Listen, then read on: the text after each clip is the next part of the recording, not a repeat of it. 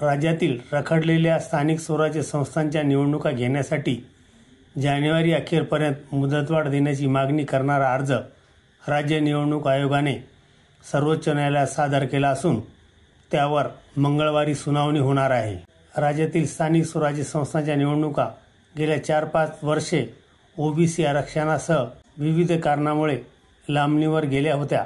सर्वोच्च न्यायालयाने अखेरीस निवडणुकांना दिलेली स्थगिती उठवली आणि 4 महिन्यात म्हणजे ऑक्टोबरपर्यंत निवडणूक प्रक्रिया पूर्ण करण्याचे आदेश आयोगाला मे महिन्यात दिले होते.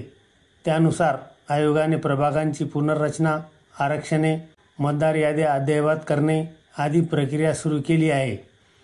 महानगरपालिका, नगरपालिका, जिल्हा परिषदांच्या निवडणुका एकाच वेळी घेणे आयोगाला शक्य नसून त्या टप्प्याटप्प्याने घ्याव्या लागणार आहेत.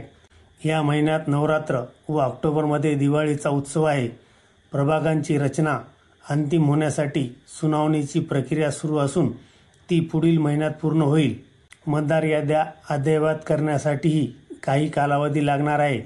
त्यामुळे निवडणुका घेण्यासाठी जानेवारी अखेरपर्यंत मुदत द्यावी अशी विनंती आयोगाने सर्वोच्च न्यायालयात केली आहे. आयोगाच्या अर्जावर न्यायमूर्ती सूर्यकांत आणि न्यायमूर्ती जॉयमाला यांच्या खंडपीठापुढे उद्या सुनावणी होणार असून न्यायालय मुदतवाढ देणार का याकडे सर्वांचे लक्ष लागले आहे.